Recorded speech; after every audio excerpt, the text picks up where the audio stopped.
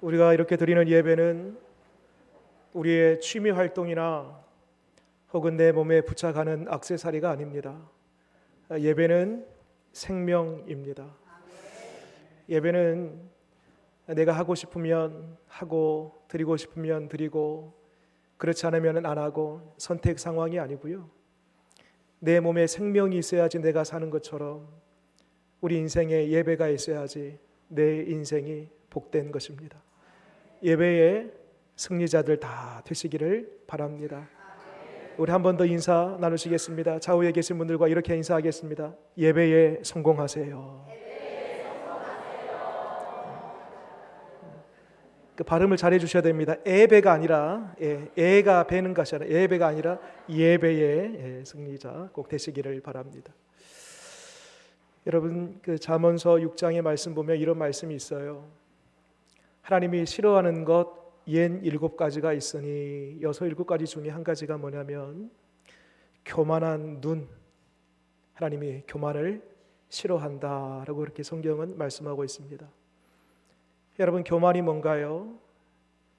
고압적인 자세로 누군가를 대할 때에 인격적으로 대하지 아니하고 함부로 대하고 공격적으로 대하고. 여러분 이게 교만인가요? 어깨에 힘이 들어가고 목에 힘을 잔뜩 주는 그 모습 교만인가요? 그렇습니다, 여러분. 이 자체는 교만의 증상입니다. 교만이 있으면 이와 같은 증상들이 나타납니다. 그러면 그 교만의 원천 뭔가? 그 원천은 다음과 같습니다. 성경에서 말하는 교만이라는 것은 하나님이 계셔야 할 그 자리에 내가 앉아 있는 거예요. 하나님을 인정하지 않아요. 하나님을 받아들이지 않아요. 하나님을 받아들이지도 인정하지도 믿지도 않으니까요. 결과적으로 하나님을 의지하지 않습니다. 성경은 바로 이러한 것을 가리켜서 교만이다 라고 말씀하고, 교만은 패망의 선봉이요 하나님은 교만한 자를 물리치시니라 라고 그렇게 말씀하고 있습니다. 반면에 이 교만과 상대적인 개념이 있습니다. 바로 겸손입니다. 여러분 겸손이 뭔가요? 사람을 대할 때에 인격적으로 대하고 또 나긋나긋 조용하게 그 사람의 입장에서 이타적인 마음으로 그 사람을 대하고 양보하고 배려하고, 이거 다 겸손입니다. 그런데 그러한 모습은 겸손의 증상들, 겸손의 열매들이에요. 그러면 진짜 겸손이 뭔가? 성경에서 말하는 겸손이라는 것은 다음과 같습니다. 하나님을 인정하는 거예요. 하나님을 내 삶의 주인으로 모시는 거예요. 그분의 말씀을 듣는 거예요. 그분을 의지하는 거예요. 바로 이것이 겸손입니다. 성경은 겸손한 자에게 이와 같은 은혜가 있답니다. 하나님께서 겸손한 자에게 은혜를 주시고 겸손은 종귀의 앞잡이가 되느니라. 하나님께서 그 인생을 위대하게 높여주신다라고 말씀하고 있습니다. 여러분 축복합니다. 바라기는 우리 일평생 하나님 앞에서 사람 앞에서 교만이 아니라 겸손한 사람으로 살아가는 저와 여러분 되시기를 바랍니다. 성경에 여러 제국의 이야기가 나옵니다. 바벨론의 이야기, 또 페르시아, 헬라, 로마, 크게 한 4개의 제국의 이야기가 나오는데요. 영원한 제국이라 불렸습니다. 이 모든 4개의 제국들,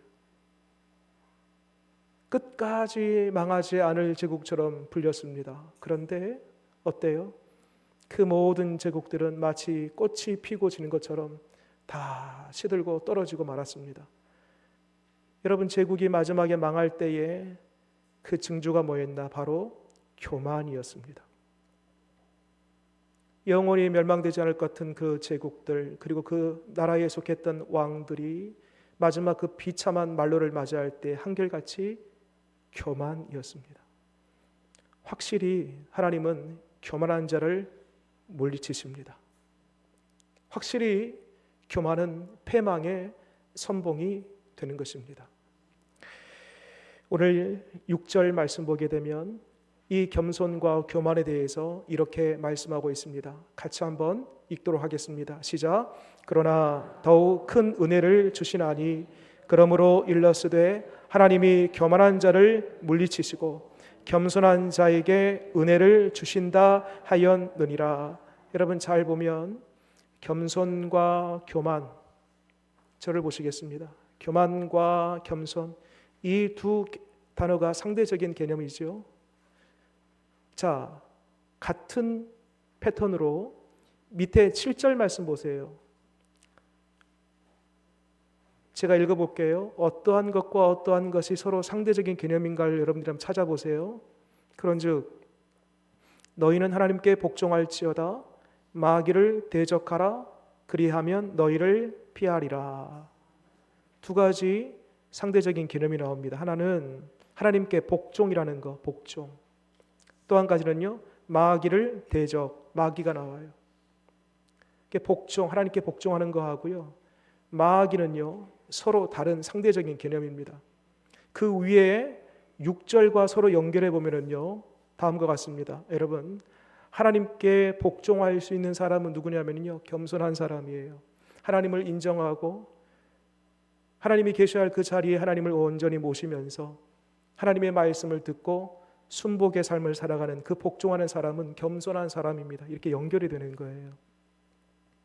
또 마귀는 누구냐? 마귀는 그 6절에서 겸손의 상대적인 개념 교만이라고 했습니다.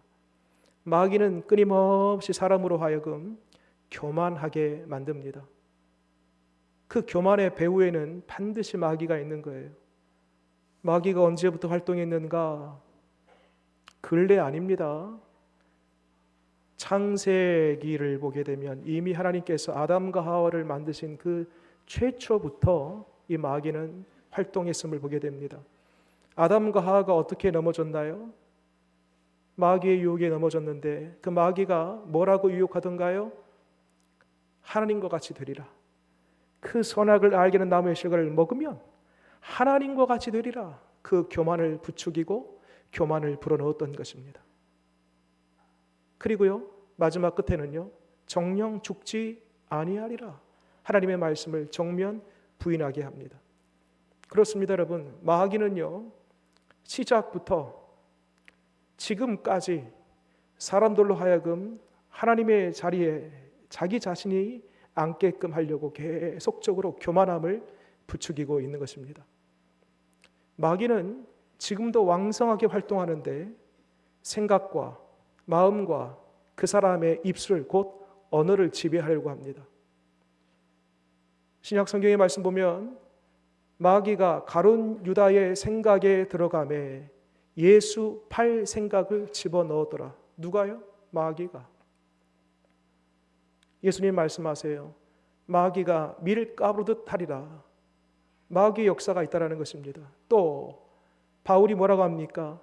그 사역 가운데에 사단이 우리를 막았도다 이렇게 표현하고 있습니다. 여러분, 과거에나 지금이나 마귀는 끊임없이 우는 사자와 같이 하나님의 사람들을 생각, 감정, 우리의 마음, 입술을 지배하여서 결과적으로요, 하나님의 말씀에 순종하지 못하도록 합니다. 최종적인 목적이에요.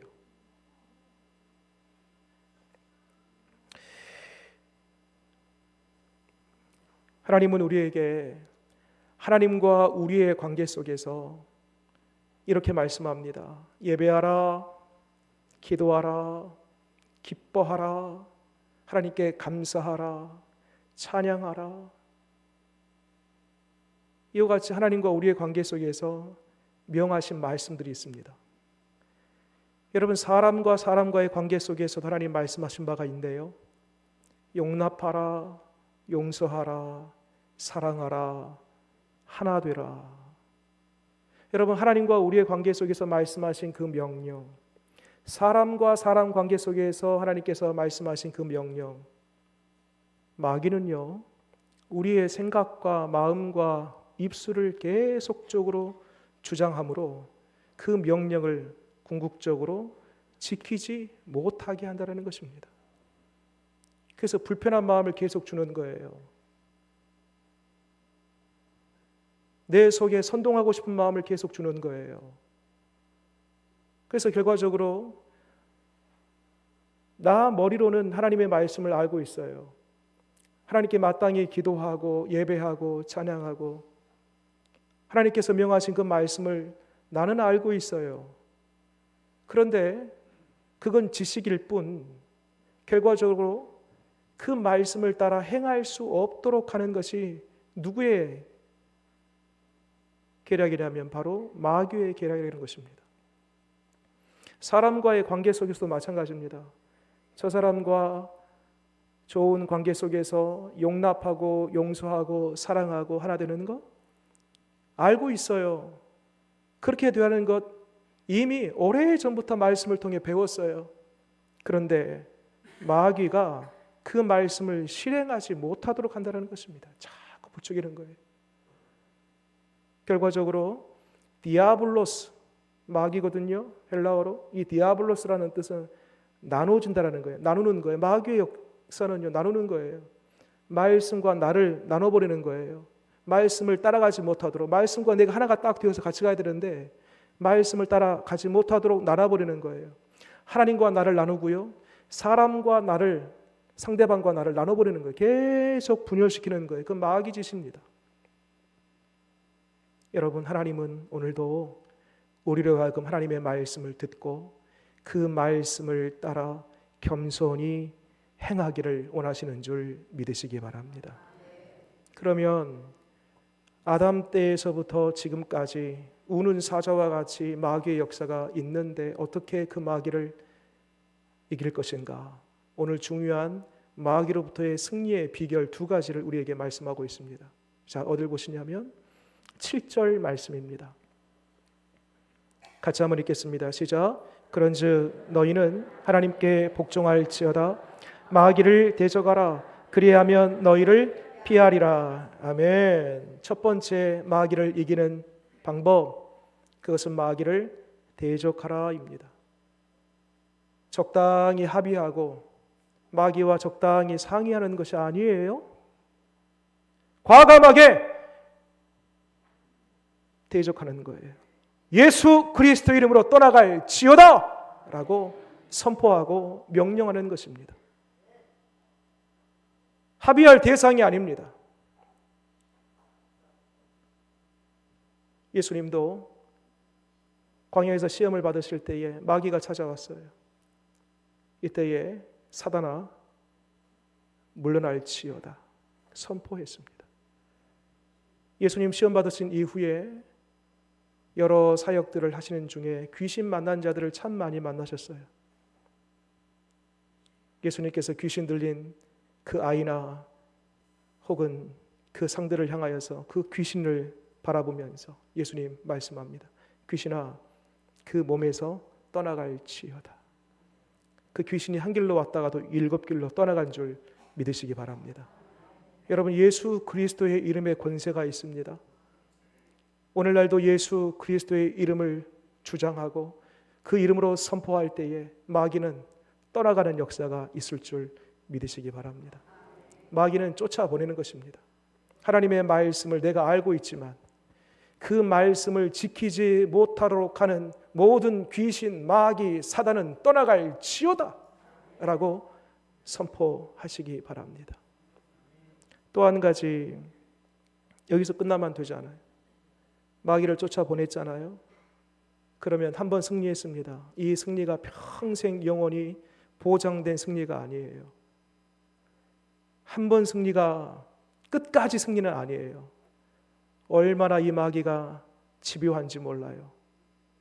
한 번 우리가 이겼다고 해서, 한 번 내 쫓김을 당했다고 해서 이 귀신 마귀가 가만히 있지 않습니다. 더 강렬하게 우리에게 도전할 수 있습니다. 그래서 두 번째 마귀를 이기는 방법이 있습니다.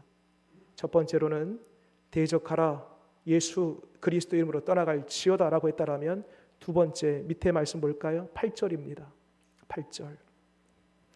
제가 읽겠습니다. 하나님을 가까이 하라. 그리하면 너희를 가까이 하시리라. 죄인들아 손을 깨끗이 하라. 두 마음을 품은 자들아 마음을 성결하게 하라. 누가복음 11장의 말씀 보면 귀신이 한 사람 몸에서 빠져나왔습니다. 잘 된 거지요. 일단 승리했습니다. 그런데 그 뒤에 이야기를 보니까요, 귀신이 이리저리 물 없는 곳을 다니면서 자기의 쉴 곳을 찾아봐요. 근데 이리저리 찾아봐도 자기의 쉴 곳을 찾지 못합니다. 그리고 다시 이 빠져나온 이 사람의 몸에 보니까 청소가 깨끗이 되어 있는 거예요. 비어 있는 것입니다. 그래서 누가복음 11장에 이 나갔던 귀신이 더 악한 귀신 7을 데리고 이 속에 들어오므로 그 끝의 말씀은 이렇게 끝납니다. 이전 형편보다 나중이 더 좋지 않았더라. 더 심각했다라는 것입니다. 여러분, 예수 그리스도 이름으로 마귀를 쫓아보낸 이후 비어있는 그 자리, 그 공간을 메꿔야 돼요. 가만히 두면 안 돼요. 어떻게 메꾸는가? 하나님을 더 가까이 하는 것입니다. 하나님을 가까이 하는 거예요. 그러면 하나님을 가까이 하는 것이 뭔가? 하나님 보이지도 않는데 두 가지 방향이 나옵니다. 다시 여러분 8절 말씀 보게 되면 죄인들아 손을 깨끗이 하라. 죄인들아 손을 깨끗이 하라. 여러분 저를 보세요. 손 보입니까? 안 보입니까? 보이죠. 여기서 죄인들아 손을 깨끗이 하라라는 것은 우리의 외적인 성결을 가리킵니다. 하나님이 원하시는 그 예배의 자리, 기도하는 자리, 거룩한 그 자리, 하나님이 원하시는 그 자리, 내 몸이 거기 있는 거예요. 그게 외적인 성결이에요. 반면에 이것만 가지고서는 안 돼요. 우리에게는 우리 심령, 우리의 영혼 보이지 않는 영역이 있기 때문에 이어지는 말씀 보세요. 두 마음을 품은 자들아. 우리의 마음이 그래요. 어떻게 합니까? 마음을 성결하게 하라. 이것은 우리의 내면의 성결입니다. 질문 드립니다. 외적인 성결이 어려울까요? 내적인 성결이 어려울까요? 여러분, 후자인 내적인 성결이 훨씬 더 어려워요. 내 몸은 이 예배당에 얼마든지 있을 수 있습니다. 누군가에 의해서 아니면 내가 자원해서 자발적으로 아니면 강제로라도 내 몸을 이곳에 끌고 올 수 있습니다. 외적인 성결이 가능해요. 진짜 어려운 것은요, 내 내면의 성결이에요. 지금 동일하게 여러분들 다 이 몸이 여기 계시지만 우리의 마음은 다 다르거든요. 이 자리에 마음들 가만히 여러분들 내가 보이지 않지만은 불편한 마음도 있고 답답한 마음도 있고 뭔가에 갇혀있고 눌려있고 힘겨워하는 그런 마음들이 있습니다. 물론 대부분의 여러분들은 지금 굉장히 편안합니다. 몰라요. 그리고 예배를 드리는 중에도 내 감정과 내 마음이 자꾸 오르락내리락 합니다. 주체가 안 됩니다. 종잡을 수 없습니다. 우리의 내면의 성결이 훨씬 더 어려운 것입니다. 자, 그러면 어떻게 우리의 내면을 깨끗이 할 수 있을까? 참 감사하게도요, 그 밑에 답이 있어요. 한번 볼까요? 9절 말씀 읽겠습니다. 시작. 슬퍼하며 애통하며 울지어다. 너희 웃음을 애통으로 너희 즐거움을 근심으로 바꿀지어다. 아멘. 손을 깨끗이 하려면 물로 씻어내면 돼요. 그러니까 외적인 성결을 위해서는요, 자이든 타이든 끌고 오면 돼요. 이 자리에 있으면 돼요.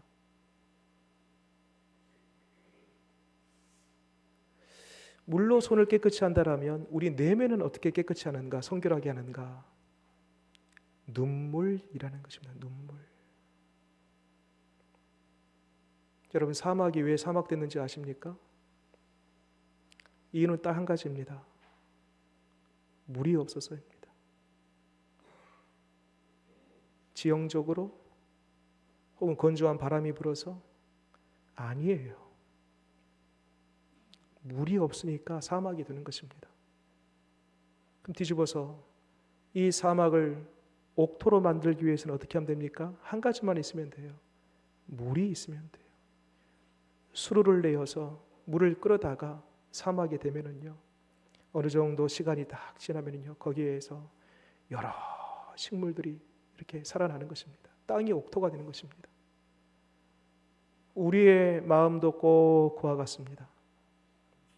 과거에는 찬송 한 곡만 불러도 눈물이 나고, 예배당에 걸려져 있는 저 십자가만 바라보아도 마음 뭉클하고, 말씀을 읽고 말씀을 듣는 중에 나도 모르게 주르르 눈물이 나고, 아버지, 주님, 그 한마디 부르기만 해도 가슴 벅찬 감동과 눈물이 있었는데, 언젠가부터 눈물이 마르고 내 마음이 꼭 황량한 광야와 같이 물 한 방울 없는 쩍쩍 벌려진 사막과 같이, 여러분 혹 우리의 마음이 그러지는 않습니까?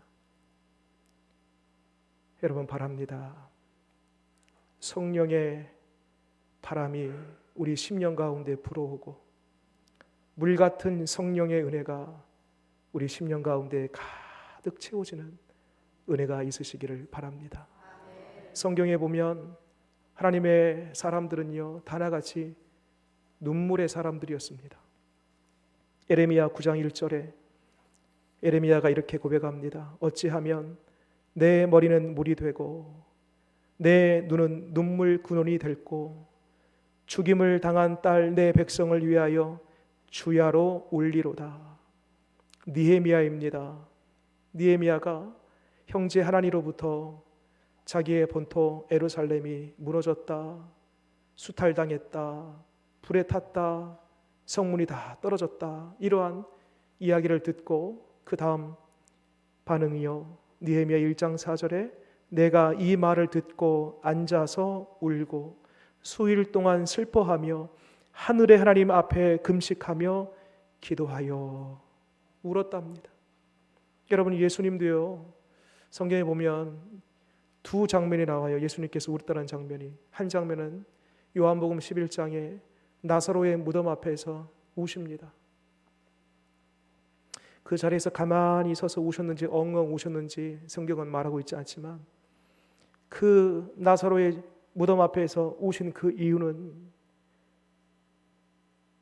나사로의 무덤을 바라보면서 모든 사람들이 예수님을 전혀 인정하지 못한 채 얼마든지 예수님 안에 부활과 생명이 있음에도 불구하고 여전히 낙심하고 절망 가운데 있는 그 사람들을 보고 운 거예요. 나사로를 본 게 운 것이 아니라. 또 한 가지는 예수님께서 곧 무너질 예루살렘 성을 바라보면서 십자가 지시기 전에 예루살렘 입성할 그때에 그 성 바라보면서 예루살렘아, 예루살렘아, 예수님께서 우십니다. 여러분, 눈물은 우리의 심령에 비를 내리고 우리의 심령을 옥토로 만들어 냅니다. 자녀를 위해서 기도해야 되겠습니다. 예수님께서도 네 자녀를 위하여 울라라고 했습니다. 우리 가정을 위하여서 울고, 우리 교회를 위해서 울고, 또 이 지역과 더 나아가서는 분열된 남과 북, 이 나라를 바라보면서 울고, 온 세계에 지금 여전히 지금도 복음을 듣지 못하여 방황하고 있는 수많은 영혼들, 그 영혼들을 위하여서 울고, 이렇게 하나님 앞에 기도하면서 울고 예배하면서 울고 말씀 보다가 듣다가 울고, 이러한 눈물이 우리 가운데 온전히 회복될 때에 그것이 내적인 성결이 되어지고 마침내 그걸로 말미암아 하나님께 가까이 가게 되고, 그 가까이 가게 됨으로 말미암아 마귀를 물리치는 역사가 일어나게 될 줄 믿으시기 바랍니다. 마지막으로요, 끝에 10절 말씀 보세요. 같이 한번 읽겠습니다. 주 앞에서 낮추라, 그리하면 주께서 너희를 높이시리라. 아멘. 여러분, 오늘 말씀은요 6절에 겸손으로 시작해서 마지막 10절에 겸손으로 끝납니다. 겸손이 뭔가? 하나님, 나는 그 일, 그 자리에 갈 수 없습니다. 하나님을 인정하고 나의 주인 나의 왕으로 온전히 주님을 모시어 드리는 그 인생이 겸손한 인생이요, 그 인생이 하나님을 가까이 할 수 있는 인생이며, 손을 씻듯 외적인 성결로 주님이 원하시는 그 자리에 있을 뿐만 아니라 주님이 원하시는 그 자리에서도 내 마음이 자꾸 나눠지고 오르락내리락 하지만 그럼에도 불구하고 내 속에 애통하는 마음 가지고 주 앞에 내적인 성결을 이룬 사람, 그 사람이 겸손한 사람이고, 우리 주님 약속하신 바대로 겸손한 사람에게 어떻게 해요? 6절 더욱 큰 은혜를 주신다고 했습니다. 겸손한 사람이 어떻게 하신다고요? 10절 제일 끝에 보니까요, 주께서 높이시리라 라고 했습니다. 여러분, 높임 받기를 원하십니까? 존귀하게 되기를 원하십니까? 더욱 큰 은혜 입기를 원하십니까? 오늘도 겸손히 살아가는 저와 여러분 되시기를 바랍니다. 기도하겠습니다.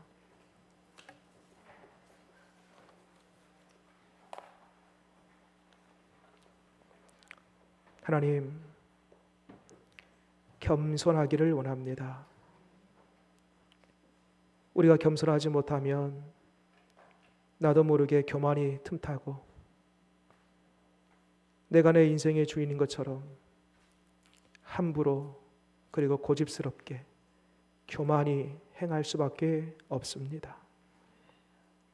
하나님, 우리의 마음을 주장하여 주셔서 교만을 자극하고 충동질하는 모든 마귀의 역사는 예수 그리스도 이름으로 떠나가게 하시고 우리 삶 속에 오직 겸손의 왕이신 예수 그리스도 모시어 겸손히 살아가는 우리 되게 하여 주시옵소서. 마귀는 지금도 끊임없이 우리가 하나님의 말씀을 듣고 알고 있지만 그 말씀을 행하지 못하도록, 순종하지 못하도록 하는데, 바랍니다 주님, 그 모든 마귀의 괴계를 주께서 예수 그리스도 이름으로 명할 때에 끊어내시고 오직 말씀을 듣고 그 말씀대로 행할 수 있는 우리 되게 하여 주시옵소서. 거룩한 성교를 위하여 주님이 기뻐하는 그 자리, 기도하는 자리, 예배하는 자리, 찬양하는 자리, 복음을 전하는 그 자리, 그 거룩한 자리에 우리의 몸이 있게 하여 주시옵소서. 하나님, 언젠가부터 우리의 내면에 사막과 같이 황량한 광야와 같이 그런 모래바람만 불고 있는 그러한 심령이 되고 말았습니다. 그래서 나도 모르게 거친 말들이 나오고 공격적인 언어들이 나오고 부정적인 말들이 나도 모르게 내 심령 사막과 같은 그런 마음으로부터 그리 말하고 있었습니다. 주님, 바랍니다. 우리에게 다시 눈물을 회복시켜 주시옵소서. 애통하는 마음을 다시 허락하여 주시옵소서. 가정을 위해, 자녀를 위해, 또 우리 교회를 위해, 이 지역과 잃어버린 영혼들을 위해, 이 나라 분열된 대한민국 조국을 위해 기도할 때마다 주님의 애통하는 마음, 눈물을 다시 허락하여 주시옵소서. 이를 통하여 우리 내면의 거룩한 성결이 이루어지고, 이를 통하여 주님께 더 가까이 가며, 주님 이러한 모습을 통하여 주님은 우리를 겸손한 자라고 칭해 주시고 우리를 높이시고 더욱 큰 은혜를 베풀어 주실 줄 믿습니다. 그런 모든 성도들 우리 교회에 될 수 있도록 도와주옵소서. 예수님 이름으로 기도드립니다. 아멘.